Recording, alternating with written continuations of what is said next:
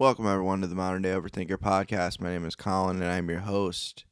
This week's episode is with Brandon Scott. I appreciate everyone for tuning in. Brandon and I discussed a variety of topics, including bipolar disorder, doing things that make you uncomfortable, challenging yourself, life changes, his different states of bipolar disorder, and also some of the negative perspectives we have about our mental illness or about mental health in general and how we approach it. Brandon has a very unique perspective that I think other people can understand and relate to. And I'm all about hearing different perspectives. We actually talked about that and our ability to be able to keep an open mind. So, without going further into what we talked about, how about you just listen to the episode? This is episode 60 with Brandon Scott.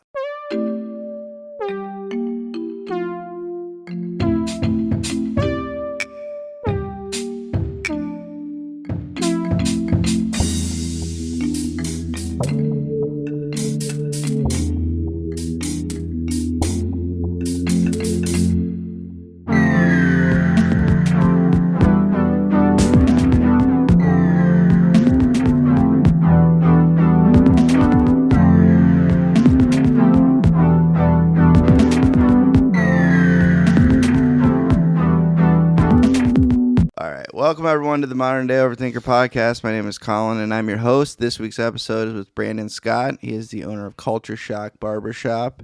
He's been cutting my hair for a long time now, and we always talk about mental health when I'm there, so I had to bring him back. We've done an episode, that was like a year and a half ago, probably. Oh, almost two. That was right when I opened the new location of the shop. So, yeah, it was about 2 years ago. Yeah.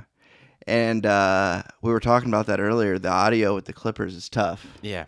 You've been trying to figure that out yourself. I've been trying to figure that one out. Still haven't quite figured it out. Yeah, it's tough. But, yeah, because you have a podcast that you've been working on. You've been on and off here. We talked about that, too. Yeah, it's been I think it's been almost a year since I've done it. It's something I want to get back into. Like I said, I'm just trying to figure it out. I try to make it feel and sound like you're in a barbershop, but having the clippers on the entire time gets a little annoying. Yeah. Haven't figured out quite how to filter that out and turn that down. So I'm kind of working on tweaking the concept and figuring out how to kind of mess with that a little bit, and then I want to get back into doing it. Yeah, that's awesome. I like the concept, too, because it's different because there's just so many podcasts now. That's the problem. People are like, have you listened to this podcast? Have you listened to that podcast? I'm like, it's hard for me to listen to any podcast because I'm doing this one and I'm editing. Well, and for me, it was kind of like I wanted to do a podcast, but I'm like, okay, like, what is it that I can bring? What can I do that's different than just the typical podcast type of thing? And the reason I like the concept of inside the barbershop cutting hair is because a lot of people kind of, if you're not used to sitting in front of a camera, you can kind of freeze up and you don't really see who that person truly is. Yeah. Where when you're cutting their hair, you're spinning them. They don't see a camera. They're used to being around me. They're used to being in that environment. So you kind of see the raw, authentic person. And I just really like that concept and being able to see that. Like I said, I just have to try to figure out the audio situation. And you're actually cutting their hair. So they're there for a reason, too. Exactly. And they come in, I cut their hair, and so it's like I do the video too, so anyone who is interested in cutting hair, you see that aspect of it too. Like you can kind of see what I'm doing. I don't explain anything that I'm doing. It's not like a tutorial, but you can still see me doing it, whatever. So yeah, it's something I want to get back into. I just have to kind of tweak the format a little bit, maybe only do it like partially while I'm cutting. So I don't know. I'm kind of working on some ideas, but it's definitely something I'm going to try to get up again. And with the concept in general, like, I've talked to many people like that.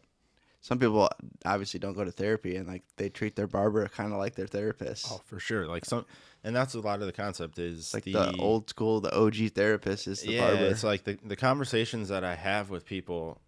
That's what I want to bring. It's not, and I like the concept because I can kind of bring anyone on.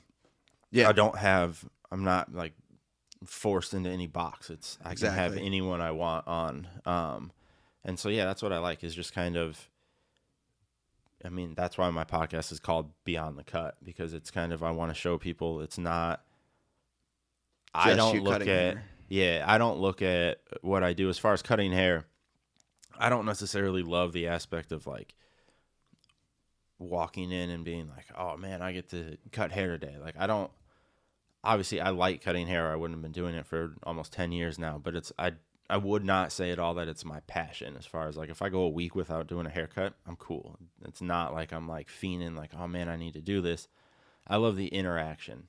I love the conversations, getting to know people, learning. Just, I mean, I've got clients that do a little bit of everything, and so it's just like, it's almost like the like Joe Rogan type thing, where it's just like conversations you can bring with anyone there, and like, I want to learn. Like, I'm just curious. Like, I've always been a very naturally curious person, so it's like, if I think you have anything interesting to say or whatever, I don't care what you do, I'll have you come on the podcast type of thing once I get it up and running again. But I just feel like that's kind of a way that I can show that people are way similar than what people think they are. Like, when you look on the internet, not that much different. Yeah, like when you look on the internet, you look at Facebook, you look at Twitter, it seems like the country is so divided, and the far and extreme on both sides. Yeah, you're 100% right. They are. Your average person isn't like that. The conversations I have, I'll go from cutting someone that has done 15 years in jail to a lawyer, to a cop, to a 8-year-old kid. And it's like, I have to bounce around and have those conversations, but it's crazy how similar people are. Like, everyone goes through the same struggles. Like, obviously some people have different struggles than others, but it's like, people deal with death, people deal with depression, people deal with all of that stuff. And I think it's easy to see how extreme things are and think that people are so far apart, but being able to do what I do and deal with the different, like, everything I deal with, as far as like the different people, backgrounds, different professions, different everything, I get to see a different side that I don't think a lot of people get to see. And it's like, man, we are way more similar on most topics than people think we are. And so I've noticed that working in customer service, talking to different people. Exactly. All the time. Yeah. And so that's kind of the concept I want to bring, is just to show that, like, hey man, like, you have way more in common with most people than you actually think that you do, because everything is so amplified that is negative. Negativity, whether it's far right, far left, I don't care, whatever. It's so much negativity, and it's so much just, it's crazy, because it's a small group of people, but it doesn't seem like it is, because they're so loud. Negativity gets highlighted. Yeah, and it seems like clicks. Most of the people who are posting the most are the people with extreme views. You very rarely see someone that's like a moderate, like, oh yeah, I can see both sides. Like, you don't see those people posting, because it's just like, it's not worth it. I don't post anything political, anything to do with anything like that. Opinionated. Yeah. I'm going to have those conversations in my barbershop. I'm going to have those like, I don't shy away from those conversations. I shy away from them on the internet, because everything can get taken out of context. Yep. You have no idea, is this person being sarcastic? Are they being real? Who is this person? Like, you have no idea. And so it's just like, I've just kind of checked out. I do the barbershop stuff, post the business stuff, what I need to, and I've kind of checked out on all of that. It's just, everything you see is so negative, and it's like, I would look at that stuff and then go deal with real people, and it's like, this isn't real life. Like, this isn't how people are in real life. This isn't how people are in the barbershop every day. And so it's kind of like, it's cool to be able to get that perspective, because a lot of people don't. You're with the same coworkers every day. You're with the same family members every day. You're kind of insulated in this little bubble, where for me, it's like, I never know who's going to walk through that door. I never know what experience I'm going to have. Never know what kind of conversation I'm going to have, what kind of connection I could make with someone. So that's the aspect I enjoy more about the aspect of being a barber. And that's kind of why I would like to shift the podcast and do that a little bit more, is just because it kind of, I can show my passion through that, instead of like, like just like posting pictures of haircuts and stuff like that. It's like, yeah, that's cool, but that's not my passion. My passion is like the connection with people and the creativity that flows in those conversations and all that type of stuff. And so that's kind of what I'm trying to shift my focus more towards, is kind of being able to have more of those conversations, I guess, and focus more on that type of stuff and get the podcast running and be able to kind of lean more into my passion side of it than necessarily just the going in and cutting hair type of thing.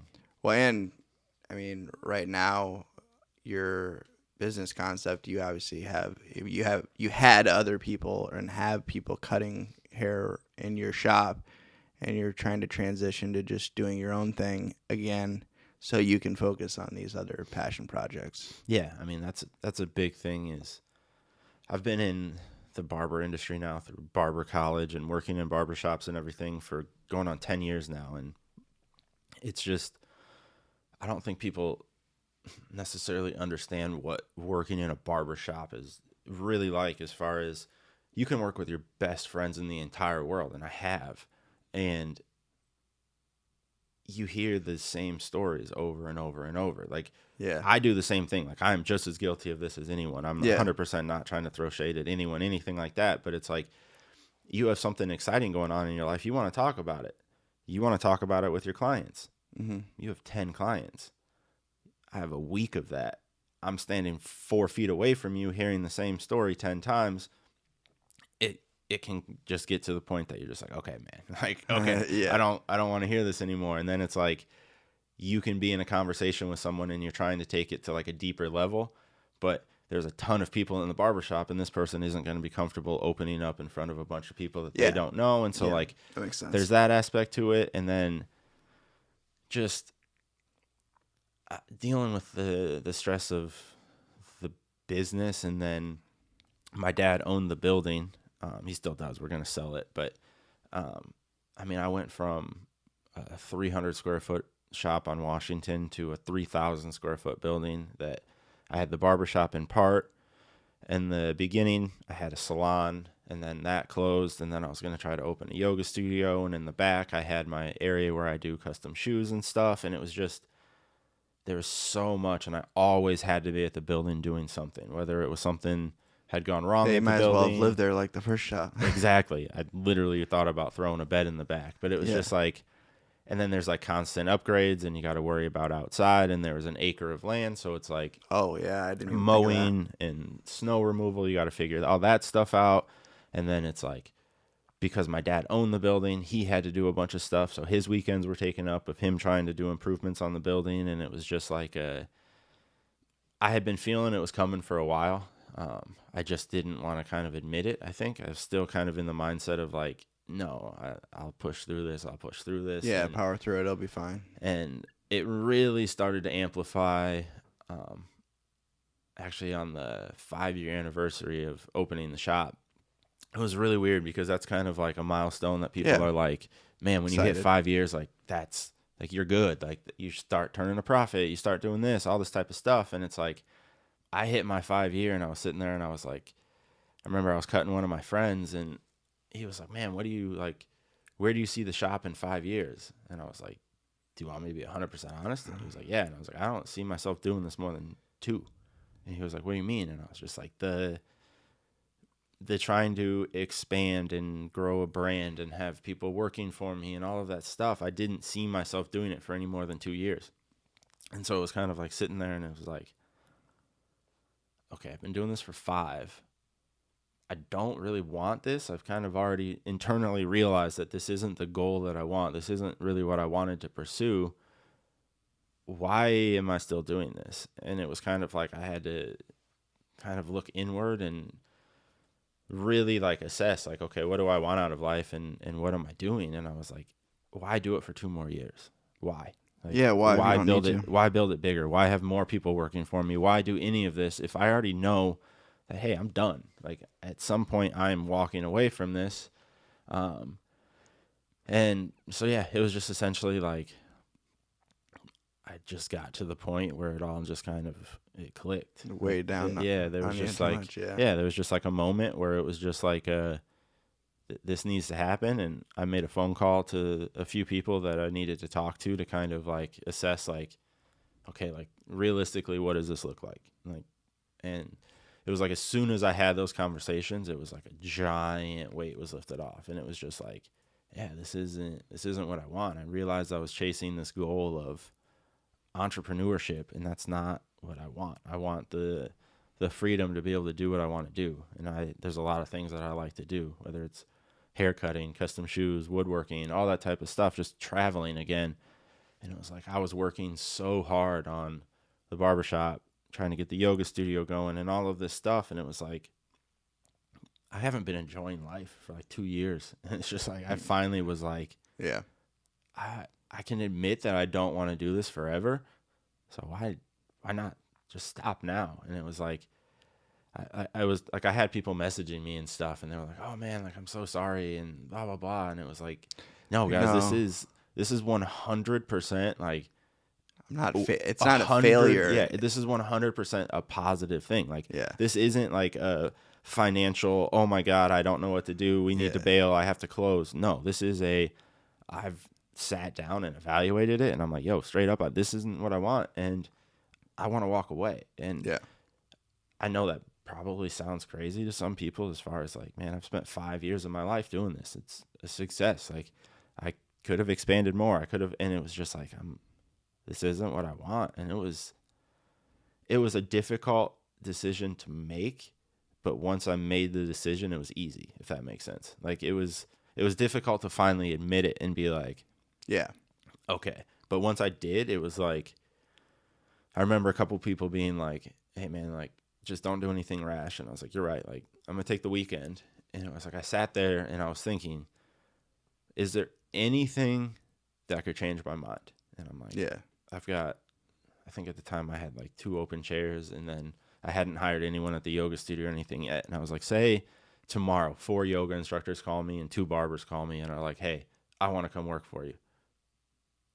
I'd still walk away. Like, it was just like, still not. Yeah, I don't want that stress. I don't want to deal with it. I don't want to be responsible for other people and their livelihood, their success and their livelihood. And it was just like, every decision I make, I have to think about like, okay, well, this person and then this person's going to be affected by this. And it's like, I just want to get back to my decisions only affect me, and like, obviously like the people around me, my family and stuff like that, my girlfriend. But like, I'm tired of being it where it's like, if I decide I want to make a change, it affects so many people type of thing. I just want to get back to where it's just like, I make decisions that affect me, and that's it. And like I said, it is 100% a positive thing. Yeah, like anyone, I get it. It's just like it's not a sad thing. It's not something that like I said, I'm not forced to do this. If I decided tomorrow I didn't want to do it, I could reverse course. But I mean, that's not going to happen. That's not going to happen. I am 100%. Your mind is made up. Yeah, 100%. Like,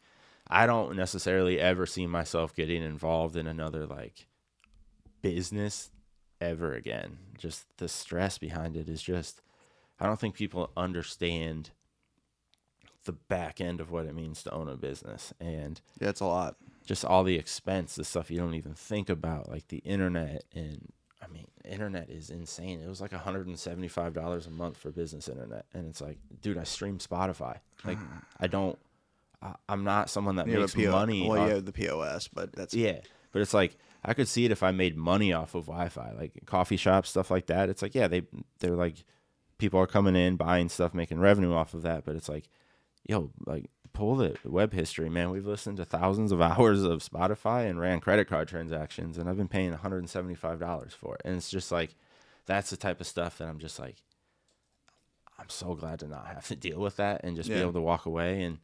I'm not going to announce where yet, making sure all the details are kind of finalized. But I do have a new spot that I'm pretty confident is going to become the new spot. And it's the type of, it's still going to be, it's a private suite. So it's still Culture Shock. It's still me cutting hair. It's still like, it's not like I'm going back to work at a barbershop, anything like that. It's me in a room designed exactly how I want it type of thing, but I'm in a building with a bunch of other people type of thing. So it's kind of like a co-work space, but we all have our own private It's kind of like a business condo. Exactly. Yeah. But it's a flat fee. I don't have to worry about anything. We no longer own the building or are responsible for anything, and so it's so much stress just off my back that Yeah, I you get don't to have go to in worry and about. do what you And need to do. yeah, I'm actually for the first time like excited about like, okay, what am I doing? Like what's next? And I for a long time was just kind of like, I know what's next, and it's me walking away. Yeah. But when, and what are the reasons why, and like, why do I want to walk away? And is this just a funk, or is this just something I'm going through right now? And it was like, I've honestly been thinking about it for probably 7-8 months, and then 3 months really heavily considering it. And then, like I said, just some circumstances popped up, and it was just kind of like yeah, man, it's time. I'm done. I'm not dealing with this anymore, and I'm going to walk away. And it's something that, like I said, it's 100% a positive thing, and I'm super excited about it. And hopefully I get to, in the next couple of weeks, announce where I'm going to be going. And I'm excited to get that going and just be back by myself. Yeah. And yeah, mentally, it was probably just draining because you having that in the back of your mind for that much time for, like you said, 7 to 8 months you kind of had in the back of your mind, and you're just like, probably made going in and doing what you need to do that much harder. Oh, for sure. And then also, like, you throw in the aspect of being bipolar, and it's like, I've figured out and I know how to essentially put on a show if I need to. As far as like, if I wake up and I'm having an awful day, I know how to get myself through it for my clients. Yeah. Because it's like, I don't expect them to come in and deal with my issues while they're paying me for a haircut. So it's like I don't want to talk to them. I'm just cutting your hair. Yeah, exactly. So it's probably not the healthiest thing in the world, but like I've learned how to just push through on those days. But it's like, the problem is that it's so much energy for me to do that I don't have the energy to deal with other people around me that aren't my clients. And so when I've been doing that for the last 10 years, it's like I finally realized that, like, I've been trying to figure out, like, what are my triggers? What's pushing my mental health? Like, what is it what can I take out of my life that could help my mental health? And it was like sitting there, and it's like, that was one of the major things, was just, I don't have to put on as much of a show. I don't have to try to not only interact with just my clients. And it's like, I mean, some days I'm doing 7 haircuts, some days I'm doing 14 haircuts. And so it's like, you wake up and you're having a bad day, and you look and you're like, man, I've got 14 people with 20 to 30 minute haircut conversation with each person.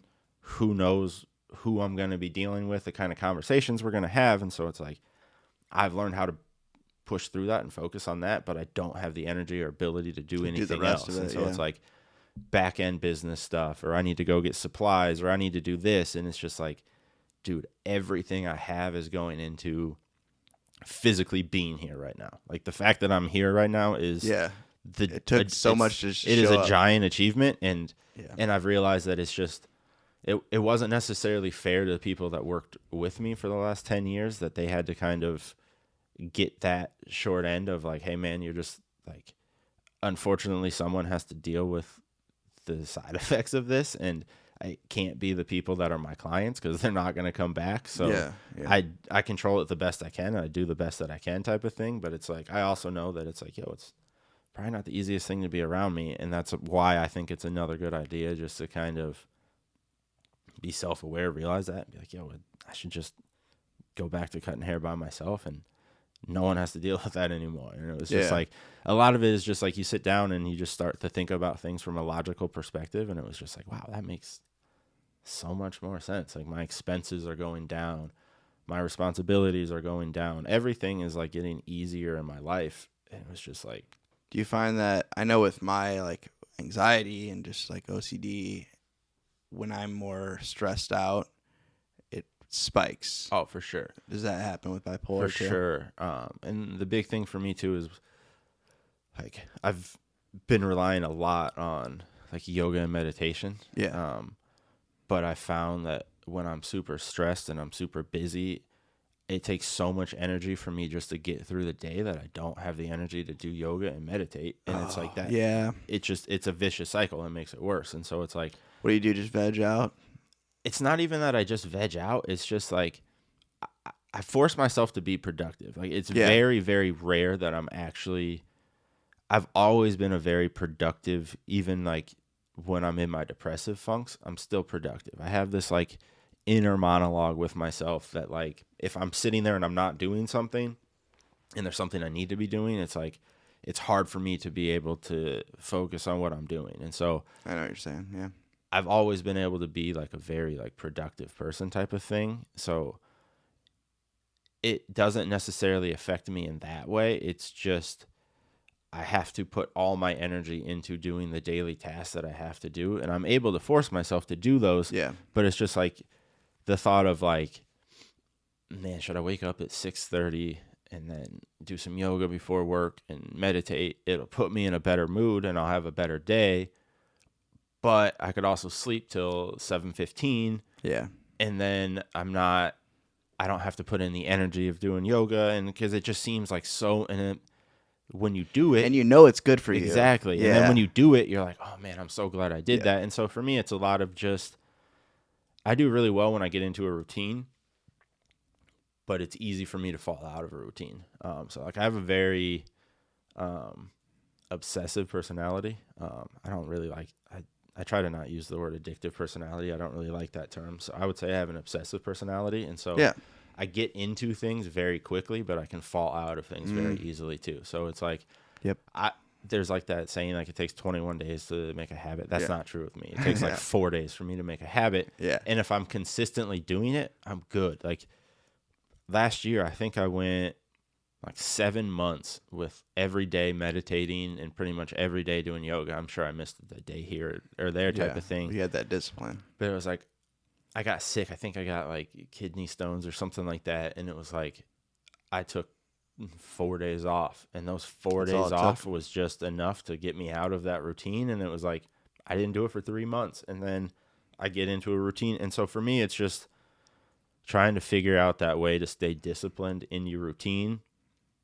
and forcing myself to do the things that I know are going to benefit me, even when I don't want to do them, because that's when you need to do them the most. Oh yeah, for sure. It's such a difficult thing because it's like you're sitting there and you're like, dude, get off the couch or stop doing what you're doing. Whatever. Stop like distracting yourself by doing something that you shouldn't even really be doing right now and go do yoga. And you're just like, nah. And then you're like, yeah. Dude, you'd feel so much better if you do it. Like, and then it's almost like then you start kick to your like, own ass later, and you're like, I didn't do that. Yeah, and then you beat yourself up and you make yourself feel horrible about it. And so it's like, for me, that's a huge thing, is working on like that self-talk and the like. Cause it's like typically if I do yoga, I like to do 45 minutes to an hour, kind of minimum. That's a long time. So that's why there's days that I'm just like, man, like a 45-minute session just sounds like 3 hours. Yeah. And so I've learned to kind of just like, sometimes doing something is better than doing nothing. And so it's like, if 45 minutes just seems absolutely overwhelming, do 15, do 20. Do, even if it's just stretching, just do something in the realm of what you want to do. And at least you did something. It's better than just being like, nah, man, I'm just not going to do anything. And it's like, I fully believe there are times that you have to push yourself. Like there's times that you have to like suck it up and just do it. But there's also times that I get it. Like there's times that it's like, hey man, like it doesn't matter how hard I try, I'm not going to be able to force myself to do 45 minutes today. Yeah. Let me push myself to do 15. And it's like, I still like to push myself in that sense where it's like, if you're like, okay, I'm going to do 15, I try to do 20. That type of, you know what I mean? Like I try to push it a little bit just because it's like, I do think there is something to pushing yourself out of your comfort zone and oh, absolutely. The more times you say no and the more times you don't do something, the harder it is to say yes to it. And so that's kind of why and it's obviously it's super hypocritical because I mean, I'll go 6 months without doing stuff, but it's like, I know this stuff. Yeah. I know this to be true. I know I need to do this stuff. But every once in a while, you just kind of fall out of it. But so that's something that's huge for me right now, is just trying to figure out how to stay in that routine. If something happens and I can't do something for a few days, how do I stay in that routine, and how do I make sure that I don't replace it with something else? Because it's not like I just like drop it and it's like, oh, I got free time now. No, that time is now taken up with something. Whatever it might be, I start obsessing about the next thing, and then I don't do that for 3 or 4 days, and it's just like it's a cycle that it's just been like this my whole life type of thing. But I'm starting to get a little bit more control over it. But yeah, just trying to figure that out of doing the things you know are going to help you, even on the days you don't want to do them, because that's the days you need to do it the most.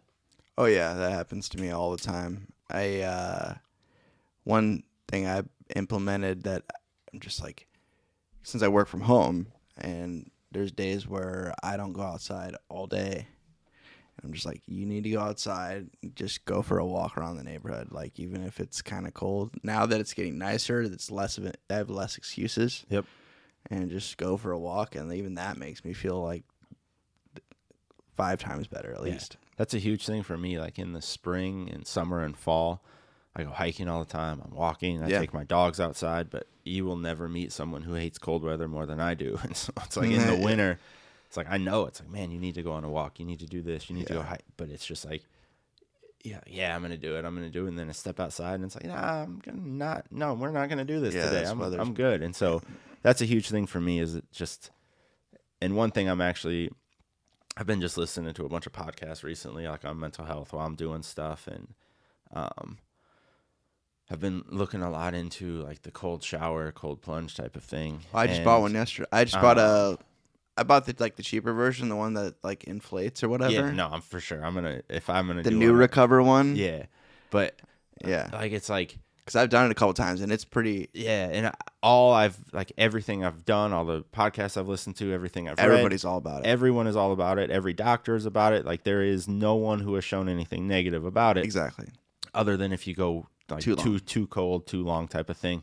But the problem is that like I absolutely hate cold water. Like, it's brutal. Most people's pools during the summer, I'm just like, I don't even want to go in there. Like, but I know and so it's just one of those things where it's like, incredible. And that's a huge thing for me now too, is I'm going to try to start doing it in the mornings. And it's just like, essentially starting your day off with something you don't want to do, but you force yourself to do it, as weird as it sounds, can kind of start your day off exactly right, where it's like, man, I don't want to do this. Like, I do not like the thought of tomorrow morning being like, okay, I'm going to get up for the day. Let me turn the shower ice cold and step into it. Like that, there is no part of me that wants to do that. No. But I understand that I probably should, and it's something I need to start doing, but it's just like, man, like, I'm the type that it's like, if I'm taking a shower too long and the hot water starts to go out and I start to feel anything cold, it's like, yep, nope, shower's over, I'm out. We're done. So it's like that, but that's a huge thing that I'm going to try to start forcing myself to do. And like I said, I think it is important to kind of push yourself out of your comfort zone, especially when it's something that there is so much research that shows it improves mental health, it improves physical, mental. So many things, so many benefits, that it's like, okay, suck it up. Let's do this. But man, I'm not looking forward to it. I keep being like, okay, tomorrow's the day I'm going to start. Tomorrow's the day I'm going to start. And I still haven't started it yet. But it is something that I'm going to be doing super soon, because, like I said, everything I listen to, they bring it up, and it's just nothing but positive. Yeah, it's funny. I was going to bring that up because I just like literally ordered one of the, because I've tried to do the full submersion, but I'm too tall for my tub. So I wouldn't be able to do it in my tub either. I would have to get something. So I got although like the really cool ones are super expensive, I was like, I'm not gonna spend $2,000. Yeah, I looked one up and I was like, I can't spend that much money can't justify on something, this expense. Well, especially something that I'm not gonna enjoy. Like, it's like, if I'm dropping $2,000 on something, this better be something I enjoy, not like a, man, I don't want to do this. This is going to be miserable, but I'll spend $2,000 on it. Yeah, I spent $70 on this thing because I had a discount code. I'm going to go get one of those like cow trough things and just put it outside, and we'll rock that. I've been looking for one of those too. Like, they're harder to find because everybody's jumping in on this and like trying to do it. And it's definitely the new hot thing. But there's a reason for it. Yeah, and I'm glad that the new hot thing has something to do with mental health. Yeah, like, it's beneficial. So many people hate on this stuff, like when they're like, oh, everyone's jumping on board with it. And it's like, at least it's something positive. Yeah, like, at least we're hopping on board with something that's beneficial for once, and it's not something that's like the typical stupid stuff that people typically hop on type of thing. It's not. Yeah, and it's a positive thing. And I wanted to segue into that, the perspective and talking about what we talked about the other day, and the focusing too much on the negative aspects of mental health or your mental illness, and trying to focus more on any positives, or just focusing less on the negatives, not necessarily finding positives, because sometimes there aren't, but focusing on the negatives will leave you stuck. Yeah, and like I said, I've been listening to a bunch of podcasts recently and finding specific people to listen to. One dude I've started listening to a lot is Andrew Huberman. I've heard that name before. He's been on Rogan a couple times. That's where I heard about him the first time, but he has a podcast that's called Huberman Lab that he brings a bunch of doctors on. He's not a practicing doctor, but he is like a research doctor. He has a doctorate, Yeah, and he like studies the brain and all that type of stuff. But it's something I had personally been kind of like internally thinking for a while, but I heard him kind of mention it on one of his podcasts where he was talking about how, like, obviously there are so many negative things with mental health. Like, as someone who has bipolar and I struggle with it every day, trust me, like there is a lot of negative aspects of it. But I just feel like in every case is different. Like some people that have absolutely severe, like I'm, I guess, lucky in the sense of I'm bipolar 2 and mine's fairly manageable. Like I struggle a lot, but I've learned how to kind of manage it. People who have extreme cases, this obviously probably doesn't apply to them, but for me, it's just kind of like I've for so long kind of looked at mental health through only a negative lens. And it was like almost like wrapped up in the identity of like, yo, I'm bipolar and this is awful. A part of like, my personality. Yeah. And it's like, man, this is awful. Like when I would post, it was only about like the struggles and like, yo, do you know what this is like? And this is what I go through. And when you focus on that, I feel like it amplifies that. And I feel like the more I think about the bipolar disorder and the mood swings and the depression, and I feel like that's when I struggle with it the most. And so for me, it was kind of like taking a step back and being like, okay, like this is definitely got its negatives. Like I'm not going to sit here and be like, oh yeah, this is awesome. It sucks. But I'm a super creative person. I don't think I would have the creativity I have if it wasn't for my bipolar. Most of my ideas come when I'm in a certain state of mind. Like depressive state usually, or it comes either or. So it's weird. I kind of have a few different states that I kind of like go in between. I have just obviously the normal. Like today, I just feel like a normal person. Pretty chill. Yeah, like nothing. I'm not dealing with anything today. No anxiety, anything like that. But then I've got my depressive funks, which they get pretty bad. But then I've got obviously my manic days, and then I deal with a lot of actually mixed, which they're probably the most dangerous phase for me when I'm in my mixed, as far as I have depressive thoughts but manic energy, if that makes sense. And so it's like I'm up and I'm moving and I'm doing stuff, and you would think that I'm in a manic episode and that I'm happy and everything's cool, but on the inside I'm having depressive thoughts and I'm having all that stuff. And it's like kind of like on autopilot a little bit. Yeah, it's definitely a little bit on autopilot, but it's also like I'm less aware of what's happening. And a lot of the times when I'm in my, like, I forget what my therapist called it. I'll just call it a dual stage or whatever. Yeah. But there's probably a medical term. I'm sure that there is. They're so confusing to me. Yeah. But it's like it's almost like a disassociation.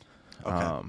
And it's not a disassociation in the sense of like I get these two. There's like a disassociation and there's a different term for it. I'm not exactly sure which one it is. It's always kind of confused me, but I don't feel like I'm outside of my body or anything like that. It's not the like, oh, I'm looking down on myself. It's more of just like a questioning, like, is this like what's real? Like, is this like?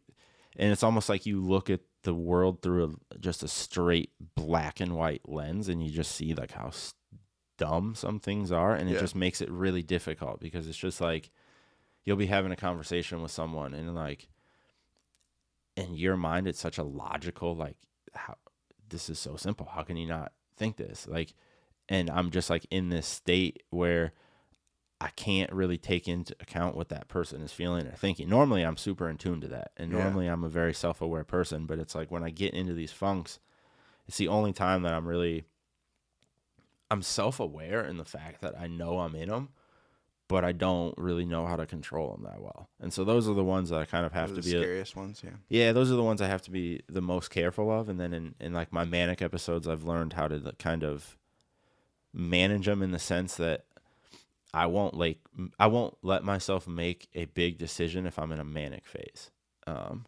I've been able to, through therapy, my therapist has kind of taught me how to identify where I'm at. I'm usually pretty good at identifying where I'm at, other than a lot of times in the mixed episodes. So I've just learned, like, when I'm in a manic episode, I'll wake up and it's like, yo, I want to do an event, and I want to make it the biggest event that's ever been done, and I want to do this and this. And in the past, I'm on top of the world. Well, and then in the past, it's like the day I have the idea, I'm texting people and I'm throwing it out and I'm doing all this stuff, and then it's like you wake up 2 days later and you're like, oh my God, what did I do? I'm depressed now. I don't even want to get out of bed, and I'm supposed to do this event. Yeah. And so it's like, for me, notes are huge. I write it down. I write down all my ideas. There's so many, like, my notes on my iPhone. There's just random words that would make no sense to anyone, but I see it and it triggers the idea back.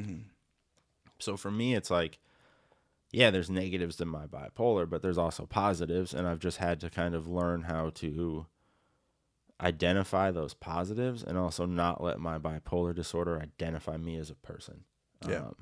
I have bipolar, but that doesn't make me who I am. And I feel like mental health, it's very easy to get attached to that stigma of like, oh, that's that dude, he's bipolar, or oh, that's that person, they're schizophrenic, or whatever it is. And it's like, no, that's a person. Like, when you see someone like that's dealing with a physical ailment, you don't point out like, oh, that's that, you know what I mean? Like, and so it's just like, I feel like there's this weird thing with mental health that it's 100% a negative stigma attached to mental health. And I get it. I understand it. I struggle. Like, I'm not trying to sit here. Yeah, it's not fun. Yeah, I'm not trying to sit here and sugarcoat it and be like, oh, this is great. But I do think that there are some hidden positives, I guess. It's just like, to me, it's like, you know, I have this. There's nothing I can do. I can't wake up tomorrow and not be bipolar. I'm not saying to not do everything you can to manage it. By no means am I saying like, yo, there's positives to it. Stop taking meds. Stop doing everything. Just live life. No, that's definitely not what I'm saying. Do everything. Go to therapy. If you need to be on medicine, take medicine. If you can do a more natural approach with holistic stuff and that type of stuff, do that. Do whatever works for you. But like, it's, I don't know. To me, it's just like, there's such a negative stigma that it's just like, you have to figure it out, what works for you, and you have to figure that out. But it's like, figure out what positives are there. Sometimes there's not. Like, let's be honest. Like, people with like extreme bipolar disorder, probably difficult for them to find a positive in it. But it's like, man, you look at some of the most creative people that have ever lived, like poets and actors and all of this stuff, and there is a crazy link to not just bipolar but mental health in general. I've noticed that with my depression. My OCD, I haven't been able to find any positives, because it's just like the way I have OCD, it's like what's called pure OCD, where I have a lot of intrusive thoughts, stuff like I don't want to think about at all. So I don't really see much positive to that, but I also don't like dwell on it like, oh, this is part of me, this sucks, and like, because that just makes it worse. And like, trust me, I deal with that stuff too. Like, there's times that I've dealt with suicidal thoughts and, and all of that type of stuff. And once again, that is 100% a negative thing. However, when you highlight it, it makes it worse. But I also believe that the fact that I've battled through those thoughts, and the fact that I have the support system that I have, and the fact that I'm here, has kind of made me realize that like, I can push through almost anything. Yeah, it makes and you so stronger. It's like, yeah, it sucks. Like 100%. I'm not at all trying to say that like exactly. the intrusive thoughts, the suicidal thoughts, all of that stuff, that sucks 100%. But you also have to look at it from the standpoint of like, you're still here. You push through what a lot of people haven't been able to push through and what a lot of people will never be able to understand. Because if you've never had suicidal thoughts, you can try to understand as much as you can. And you should. You should try to understand as much as you possibly can. But if you've never been there and you've never had those thoughts, there's no possible way you can understand it. To be at the point that you're just like, I don't want to be here anymore. Yeah. It's not something you can understand unless you've been there. And so it's like, yeah, it is 100% a negative thing. However, I almost look at it from some of the mentally strongest people I know are the people who deal with mental disorders, because we have to be able to push through it. And so it's like, yeah, there's so many negative things that sucks, but you also have the power that you've pushed through it. You've gotten the help you need, and use that ability that you have to push through that and to kind of deal with that in other aspects of your life, and use that to kind of help you push through things, whether that's like when you're working out and it's like, man, I don't want to do another rep, I'm done. Yeah. Use that ability that you have. That's like, yo, like what when you were at the time that you didn't want to live anymore and you picked yourself up and you were like, no, I'm going to do that. And so it's like, that's the type of thing where we've always been told negatives with that.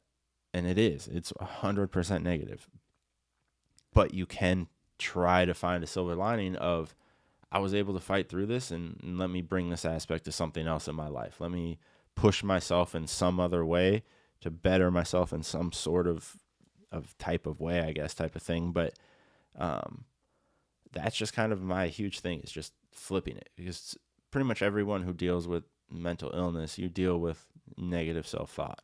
To sit there and always tell yourself negative things and be like, this sucks, I wish I wasn't like this. Affirmations are actually something that I've heard from a lot of different people, like positive affirmations. Yeah, like, it sounds corny. Oh, for sure. It's like, I have some written right there. Like, I don't read them nearly enough, but my therapist it was my therapist or my psychiatrist was like, write these down, like read them out loud and like to yourself, like as corny as they sound. Well, like, and that's, I forget, man, I wish I could remember. I believe his name was Peter. It was a recent episode on Joe Rogan I was listening to, and he was talking about how he struggled with a lot of negative self-thoughts and self-sabotaging thoughts and stuff. And what his therapist did, I thought that this was actually a pretty smart thing to do. What his therapist did was, when he was having those thoughts, to say them out loud and to send them to the therapist. And then you go back and you listen to it and you realize like how ridiculous it is. Mm-hmm. And like, you think about it from a perspective of like, would you say this to someone else? Yeah. What would you say if someone said this to you? And it's like, when you put it in that perspective, whether it's writing it down or doing a voice recording of it, and you go back and you read it, you're like, wow, that was a really stupid thing to say. And I wouldn't ever say that to someone else. Why would I say it to myself? And so the way you treat yourself. And that's why for me, it's like, I'm a big believer in what you tell yourself is what you believe, like we were just talking about. And so that's why for me, it's like when I talk about how like I had an obsessive personality and stuff, like alcohol was a problem for me. Was I an alcoholic? I don't know. I don't really know the definition of that. Like, who knows? According to some people, probably. According to others, probably not. It's irrelevant. You knew it was an issue. Yeah, to me, it's irrelevant. But it's like, when I decided to quit, people were like, did you go to meetings? Did you do this? And for me personally, and I fully understand, I'm not at all trying to discredit anything whatsoever. I understand some people need it and it works and I'm all for it, but I never needed to go to any of like the AA or anything like that. And the only aspect I don't like about the AA and in any recovery program is the 30 years down the line standing up saying, hi, I'm an alcoholic. I think continuing to tell yourself you're an alcoholic every day of your life for the next 30 years, you're going to identify as an alcoholic. I've heard that opinion, And it's just like, I get it, but to me, it's like you put so much pressure on yourself. Like, I have an idea of when I quit drinking just because the last time I drank was on my 30th birthday. So I know, like, it was my 30th birthday. Could not even begin to tell you the amount of days, anything like that. Yeah. I actually wish I didn't know. I don't like to know how long I have, because I feel like people put so much pressure on themselves. On the time. Well, and it's like, yeah. to me, it's absolutely insane that it's like, you see these people that, and like I said, I'm not trying to throw shade. It's just I'm using this as an example. But it's like you see someone that they have a 10-year sobriety chip. Mm. They have one night and they're like, here you go. I'm back at day one. And it's like, I don't believe that. Like, you had one bad night. Cool. You had 10 years of good nights. Why are you restarting completely? And I feel like that's why a lot of people end up relapsing, is because they put so much pressure on not. And it's like, man, you have to have the right perspective. If I relapse, my life is over. Like, I've had glasses of wine. One of my buddies had his own line of whiskey come out. I had a glass with him, of course. Like, it's like, yeah, man, my friend came out with wine or with whiskey. You get wasted. Yeah, I'm gonna sit there and have a glass with him. Like, yeah, I never identified as an alcoholic, and I don't really like to identify as, like, I say I don't drink. I don't like to consider myself sober, because I'm not going to say I'm not ever going to have a drink again in my life type of thing. It's just like, for me, it was an issue. Like, I'm not a drinker. Yeah, and I don't miss it. I don't enjoy it. Like, sometimes does like a glass of whiskey with a cigar or something sound nice? Yeah, I'm sure I'll do that in the future again. I'll have a glass of wine with dinner or something every now and then. But like, I don't miss the out drinking vodka straight days, like, of my past, like I used to do type of thing. And for me, it's, well, you used it as a coping mechanism. Oh, for sure. It was a huge coping mechanism for me. Well, that's the thing a lot of people don't understand about whether you call it alcoholism, whether you call it like just a substance abuse or whatever. Yeah. Is these people aren't doing it just because, like, there's an underlying issue. There's something going on. And for me, like, it's their solution to their problem. Oh, for sure. And like, mine started like in high school. I went to, and this is why I would never recommend, like, if you are seeking help for mental health, please don't ever go see just a normal physician. They are not trained in mental health. They're just going to throw some generic pills at you and they're going to send you out the door. That's what happened when I first went. I was in high school. And I went to a doctor, and he instantly hit me with ADHD. Yeah, because that's all he knew what to do. That's a symptom of bipolar. Most people who are bipolar have ADHD. So they threw me on bipolar, or they threw me on, I don't remember if it was Ritalin, Adderall, whatever something it was. Like that, yeah. And it didn't fix the main issues, and so I stopped taking it. Yeah. And then probably about a year later, I went to a different doctor, and it was like, oh, you're depressed. Here you go. Another physician. Yeah, just normal. Yeah, just normal doctor. And it was like, come to find out, one of the worst things you can do for people who are bipolar is to give them antidepressants. Just antidepressants. That's not something that they do. They don't prescribe that. And so it's like, yo, dude, you just gave someone who's bipolar one of the worst things you could give them. So it didn't make anything better, made everything worse. And so I was just kind of like, at that point, like, man, I'm done. I'm done with doctors. They don't know what they're talking about. I knew that there was something wrong, but it was just kind of like, okay, we're just gonna do this. And drinking was my escape for sure. And drinking is kind of what made me end up having to get help. There was a time in 2012 that I don't remember most of the night, but I remember I drank a lot of alcohol. And I was at 11th Street, and I was leaving, and I was gonna drive. I had my keys in my hand. And thankfully, one of my best friends, Reed, followed me out. But I was stumbling. I don't remember going to my car. But I was in the parking lot, that gravel parking lot down by the bridge. And I passed out face first right before I got to my car. And so it was like, Reed was there, called my mom. My mom's a nurse. And so my mom and my dad were like, what's going on? And I was throwing up. So they're like, essentially, there's nothing a hospital can do. Like, if you go to the hospital, they're going to pump your stomach, so you start throwing up. I was already throwing up, so there was nothing they could really do. So Reed was like, do you want me to take him to the hospital, or do you want to come get him? So my parents had to come down and get me. I was literally laying covered in throw up in a parking lot in the village. And so they took me home. I don't remember any of it, but I remember waking up in the morning and I was in the clothes I was wearing the night before. They'd put me on the living room floor, had a pillow and a blanket, and I just like looked over and I saw my mom and I was just like, I messed up this time. Like, this is not good. Yeah. And like the look she gave me, and she just like handed me a note and I was just like, oh man.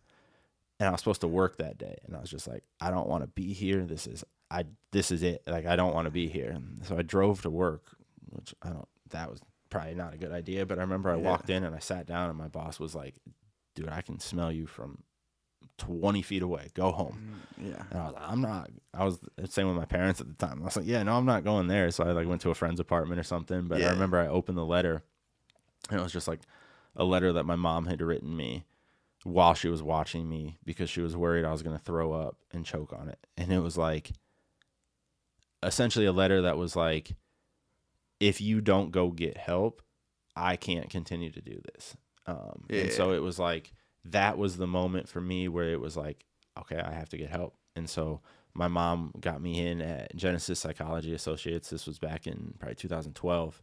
And it was like, sat down with this dude and like 15 minutes into the conversation, he's like, dude, you're bipolar. And it was like, oh, and unfortunately, I wish that was my wake up call from alcohol, but it wasn't. I think I was sober for like 6 months, and then you go back to, I'm 23, I'm partying type of thing. Yeah, you're like, I'm in my 20s. It's like, and I'm on medicine. I go to therapy now. Yeah, I'm good. Yeah, but it was like, I had to hit a really, really low point to be able to kind of be forced to go, and I'm glad I did. But like, my number one recommendation to people is like, do not go to a family doctor.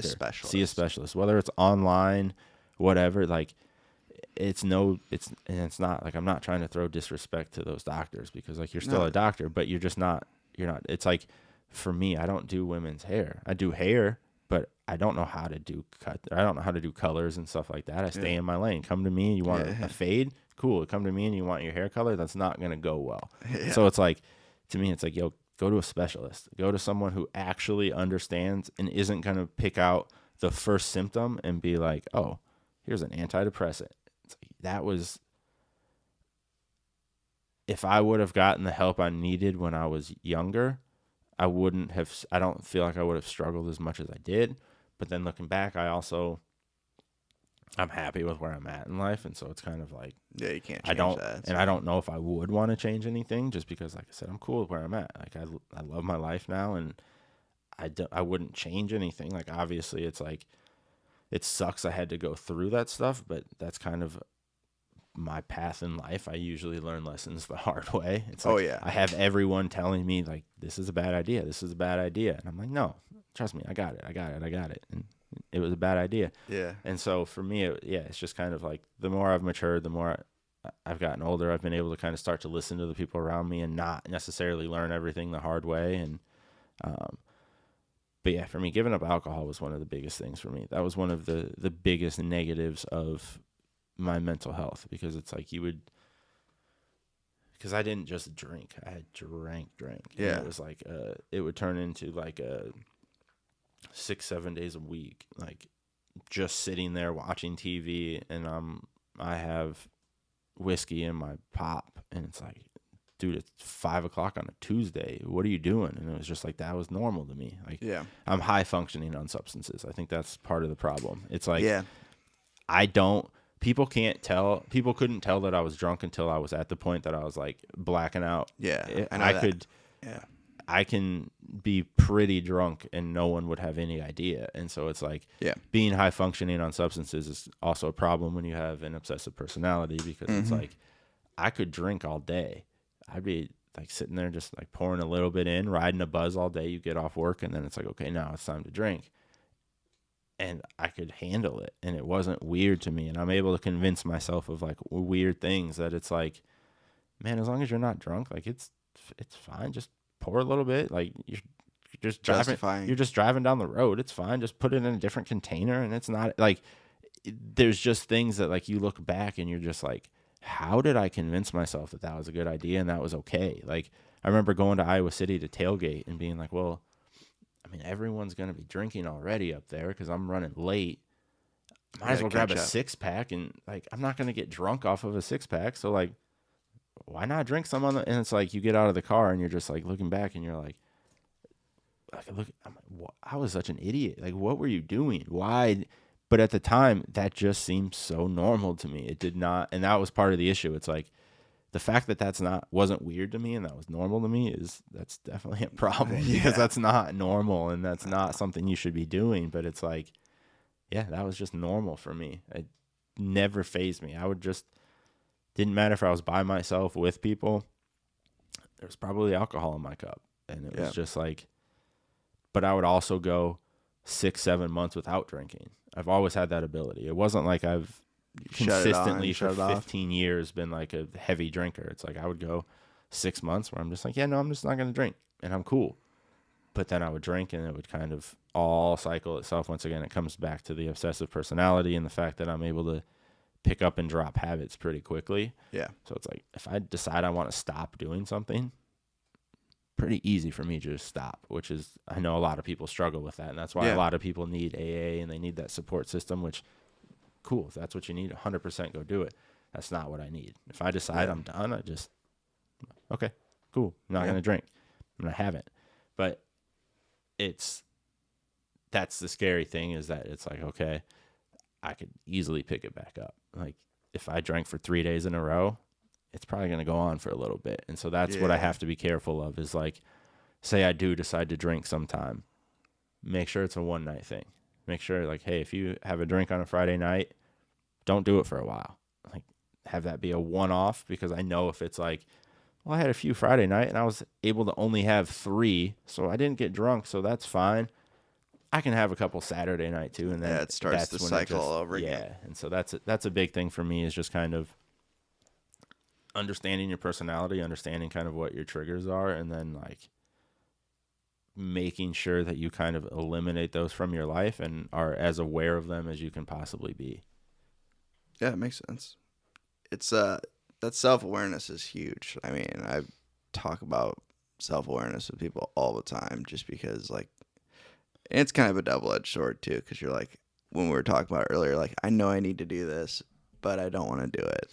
Oh, yeah, no, for sure. Like, and it's also difficult just because, like, when you're depressed, you're depressed, if that makes sense. Oh, yeah. Where it's like there's some people that aren't able to identify it, and they're just, they feel down, but they don't really know why. And for me, it's like I wake up and I'm like, oh, today's going to be a rough one. Here we are. Yep. And, like, my therapist has taught me how to identify it from an early stage. Like, my anxiety, it starts in my stomach. I get this weird feeling in my stomach, and as soon as I get that feeling, I know what steps I need to take to try to like curb it, because if I let it grow from that, and it's like if I'm just like, oh, I'm just going to ignore that and like not deal with that, suppress it, and it keeps building and building and building, then it gets to the point that it's like I'm having actual anxiety and I'm on the verge of an anxiety attack type of thing, where it's like learning like the early stages. It's kind of like how like we have like weather warning systems where it's like, hey, like here you go, this is the first sign. Here's the second sign. For me, it's like, okay, figure out what is your first sign. And for me, what I did was I would just keep my phone. Obviously, everyone always has their phone on them. Mm-hmm.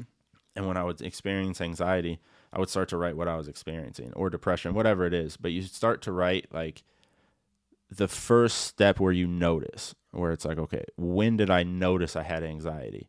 Write down what you were feeling in that exact moment. And then you try to trace it back and back and back. And then you figure it out. Like for me, it's like, okay, I feel this little weird feeling in my stomach. And that's like, okay, here it comes. And then it slowly builds up. And then I can feel it in my chest and then my throat.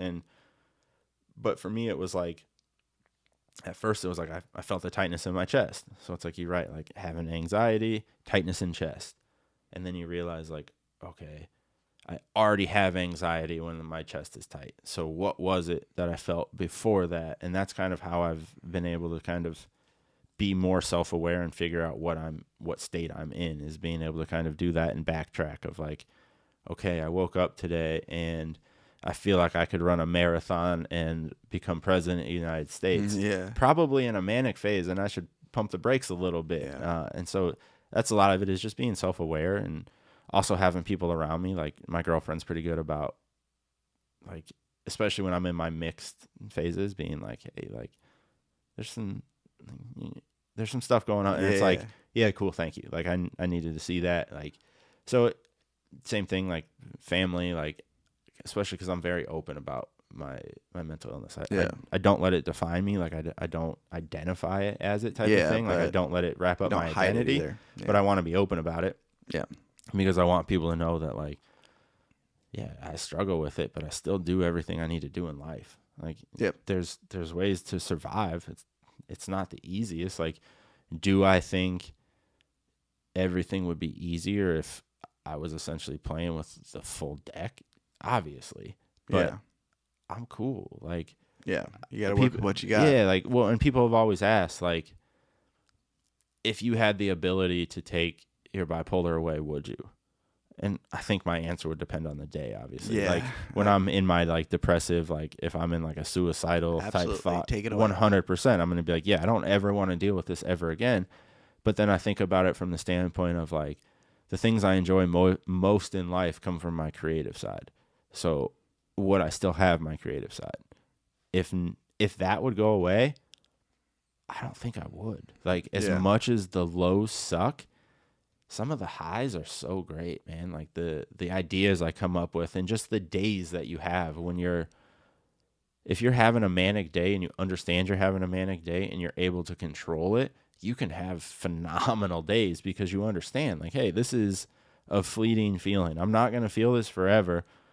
I could 2 hours from now come crashing. So for me, it's just kind of like learning to enjoy that moment and embracing that moment. And when I'm depressed, understanding that like, for me, it's like when I'm in my depressed states, it's not like I'm coming up with like shoe designs and all that type of stuff. It's more of the introspective.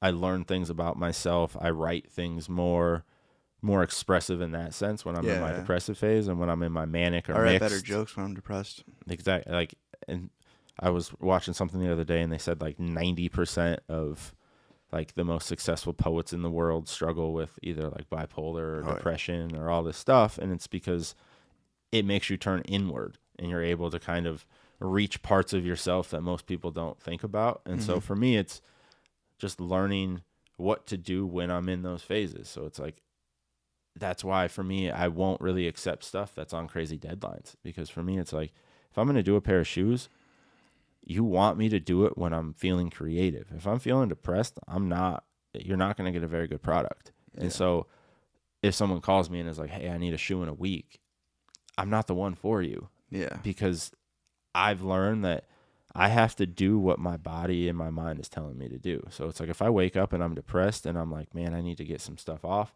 I know I need to either do a podcast or write something or talk to someone or do something like that. And instead it was always like, well, I just need to force myself to be creative. And then you start to beat yourself up and you're like, man, maybe I lost my creativity. And it's just like, no, man, you're just in the wrong state of mind. Yeah.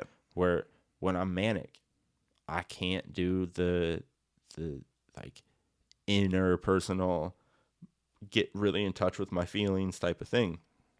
So it's just learning, okay, what phase am I in and what benefit can I get from this? Because obviously there's negatives to both, but there's positives to both too, because some of the best ideas I've ever had in life have come from a manic episode. I write them down because my manic episodes don't usually last that long. Yeah.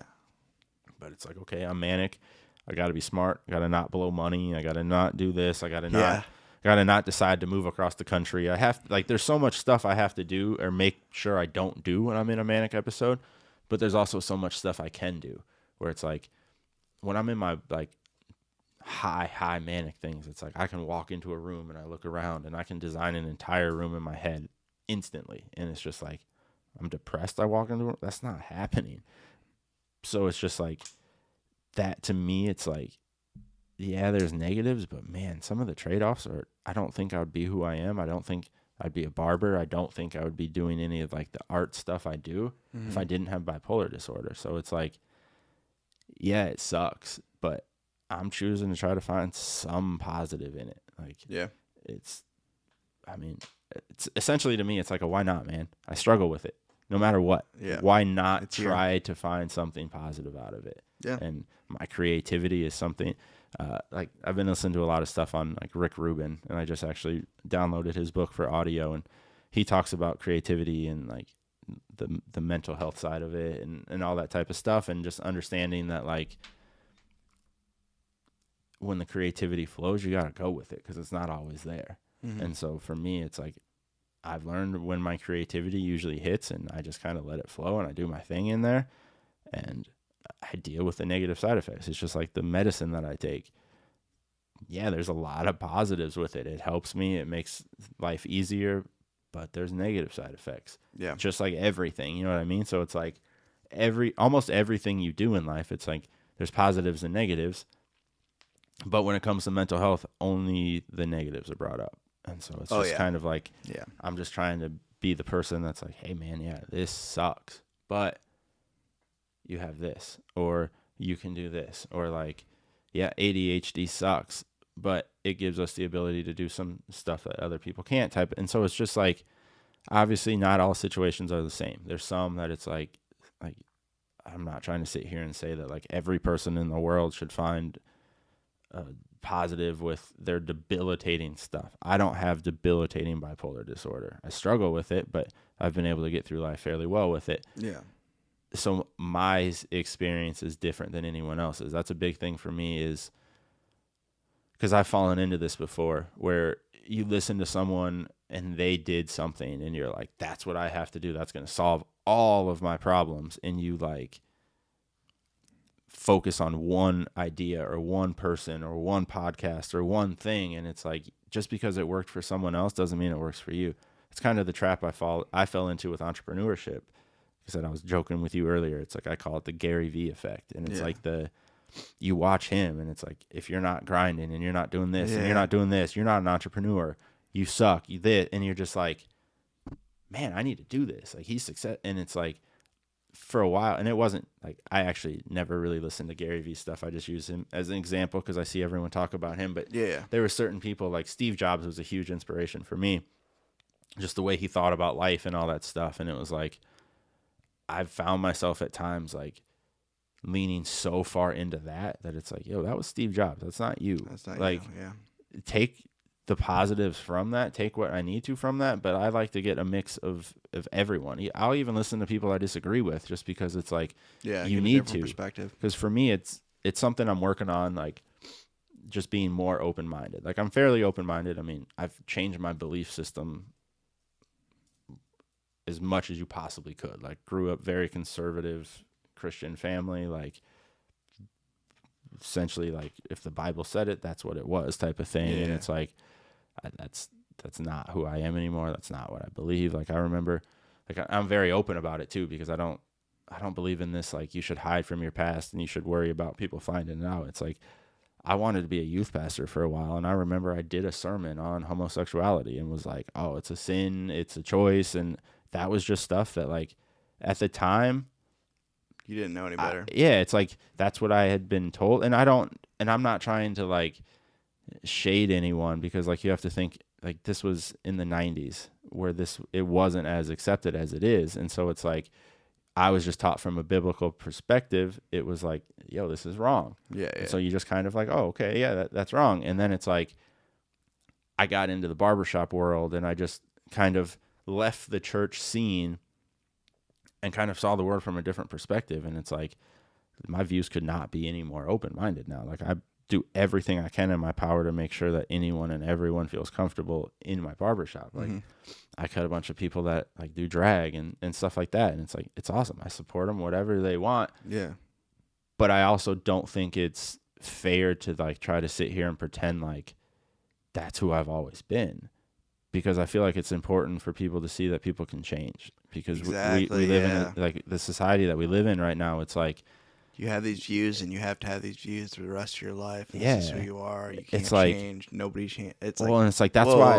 Well, and it's like, part of me is like glad that's why like there's no videos of me preaching back in the day, because it was before everyone like videoed everything. Yeah. But it's just so easy to take things out of context. Like, someone could easily go back, see that clip of video, be like, yo, look what this dude said in 2009, and not taking like account who I am in 2023. Yeah. And so it's like, you see memes about it all the time, but it's like, if you knew me in 2008, you no longer know. And it's like, if you knew me in 2021, you no longer know me. Like, not the same person. I am a completely different person than I was back then. And it's like, I think that's how everyone should be. And it's a good thing to change, as long as it's like, obviously, like in positive ways and stuff. But I just hate this, like, yeah, you need to be held accountable for things that you did, but to like hold someone like hostage to an idea they had when they were like, yeah, like most of us when we were 10 years old wanted to be Spider-Man. And it's like, you look back now like, hey, you idiot, remember when you wanted to be Spider-Man? You're stupid. And it's just like, you grow, 10. Man. Yeah. Like you learn, you evolve. And to me, it shows growth. It shows the fact that, and I need to be more open-minded, 100%. There's things I realize all the time that I'm like, yo, like my response to that was very closed-minded. And a lot of it, once again, comes down to being self-aware. But I just feel like people need to be open. And a lot of people are scared to talk about beliefs they had in the past because of the cancel culture or whatever it is. And it's just like, I don't care. Like, no, I used to think like that. I don't anymore. Well, it's also like important to talk about. But it's also like, I don't like see myself as like an important enough person in society that like my views should change. Like, it's just like, yo, this is just like, personally, like, this is just what I believe. Like, and this is who I was back then. This is what I said. Like, those words came out of my mouth. I'm not going to sit here and pretend they didn't, but those words don't come out of my mouth now. That's the huge thing. It's like, I do everything I can to support whatever cause I can. Mm-hmm. Did you have different views growing up? Yeah, but you can change. And that's the huge thing for me, is just like, you see so many people that it's like a prisoner of your past. And it's just like, especially for me, it's like I stopped going out. So I run into people that haven't seen me since 2015 when I was the drunk idiot down for anything that's hop in a car and go wherever. And it's like, I'm sober. I do yoga. I meditate, growing my hair out, all of this stuff. And people are just like, what is happening? And it's like, yo, this is the new me. And this is the best version of me that I've ever had. And this is who I am as a person. And you knew that version of me back then. That version of me was that version of me. That's not me anymore. And I just feel like people always say like people don't change, and it's because people won't let you change. I can't tell you how many times people like almost try to like bring you back down to where you were. And it's just like, oh, well, he does yoga now and he meditates now, but well, back in 2015 I saw him get mad and almost fight this dude over that. And it's just like, yeah, 100%. I used to have a temper and I used to do stupid stuff and say stupid stuff, but I'm not that person anymore. But people try to bring it out of you. And it's like, I'll be around people that it's like, they try to antagonize you enough that it's like, and I think some of it is honestly like, because it's hard to change. And I think people don't want to put in the necessary work to change. So it's easier to just, it takes work. It's just easier to like make it so that it's like, oh, well, no, this person can't change. Like, no, Brandon can't change. Like, it's fake. Like, that's not really who he is. And it's just like, people can change, man. Like, there's a reason I keep my circle small. There's a reason people don't necessarily know who I am anymore, because that's one thing I've learned is you have to kind of keep that. You have to learn to keep certain stuff private.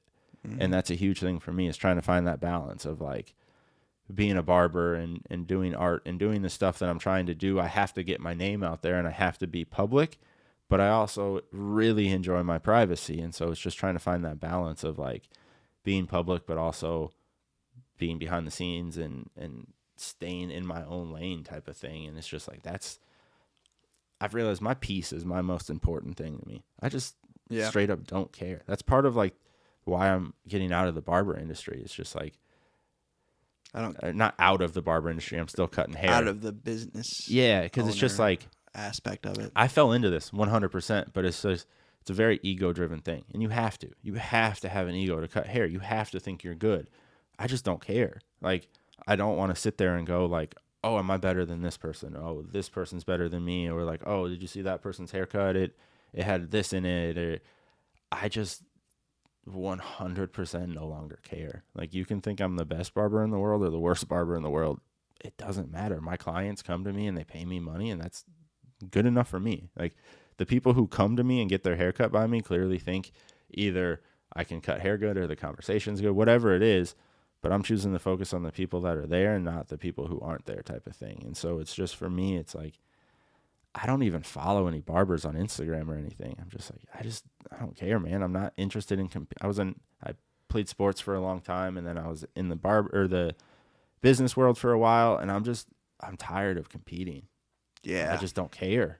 I'm only competing against myself now, and I'm not even competing against myself. I'm just doing what I want to do. I'm tired of challenging yourself. Yeah. That's a better way of putting it. And it's just like, that competitive fire in me it died, man. Like, I just want to chill and do hippie stuff. Like, I'm just trying to chill and whatever I want to do. If I wake up and I want to paint a pair of shoes, do that. If I want to do woodworking, do that. If I want to go cut hair, that's what I'm going to do. And it's like, the only way I have the ability to do that is to take a step back and just focus on myself. And that was the ultimate thing of like, my mental health is my number one priority in life. And taking a step back and being like, I don't want to be an entrepreneur and I don't want to be responsible for other people was the number one thing I could do for my mental health. And I'm looking forward to being able to step back and just get back to, I'm not there yet because I still have the building. I'm still in the transition. I'm still like, right now life is really, really hectic, but it's like, you can see I see the finish line. Like I have a date of like, okay, this is when I should be like, I should know for sure that the place is mine this day, and then I should be ready to move into the place on this day. So at least it's like a finish line, but it's like, until I get to that finish line, it's like the last part of the marathon where you're cramping and you're like, this sucks. Like, senioritis like crazy. Like, you're just checked out. And you're just like, I don't want to deal with this anymore. I just want to be in my spot. I don't want to deal with this. But seeing the end in sight, it takes that weight off where you're just like, okay, couple more weeks of this, probably a month more of this, and I'm done. Don't have to deal with it anymore. And so it's like having that light at the end of the tunnel is finally like, okay, cool. This is real. This is happening. I'm finally going to be done. That stress is going to be gone. And then once everything kind of settles down, that's when I'm going to be able to find like, okay, what's my routine now? Like, now that I don't have all this stress, now that I have free time, now that I have this ability, what does that routine look like? And so that's kind of the next phase that I'm in, is just figuring out like, what does this next phase look like? Like, how do I structure my life? What am I going to do? What days am I going to work? How long am I going to work? All that type of stuff. And so that's kind of what I'm excited for now, is just figuring out. I mean, I essentially decided to completely flip my life upside down. And it's like, it didn't surprise anyone who knows me. Like, when I called my parents to tell them, they were just like, yeah, makes sense. Like, I've literally called my mom before, because I've legitimately been at this spot before where I was like, hey, I might sell my house, sell my car, walk away from the barbershop and like move to like Puerto Rico or something. And she was like, I've kind of always expected a phone call. Like that's just kind of like, I just, once I make up my mind on something, it's what I'm doing. And it's like, I made up my mind. I'm done. I'm walking away, and it's simple. I'm walking away. Like, I'm not a sentimental person. Like, I'm not going to drive by the building when it's gone. I'm not going to like reminisce on stuff. Like, it's done. I'm done. Chapter's closed. Like, I haven't driven by the Washington spot since we sold that building. Why? Yeah, there's good memories, but there's bad memories too. And it's just kind of like, I don't know. I want to focus. Yeah, I want to focus on my future and not dwell on the past. And like, I don't know. I don't see the point. And so for me, it's like, this is 100% positive. Like, I don't think there's any part of me that's sad. Like, I think that I thought there was going to be a part of me that was like, man, and maybe it will. Maybe 6 months down the line, you'll just be like, man, like, I had a pretty good thing going. Like, I don't see it happening. And the nice thing is that, like, say it happened and I'm like, man, I miss that.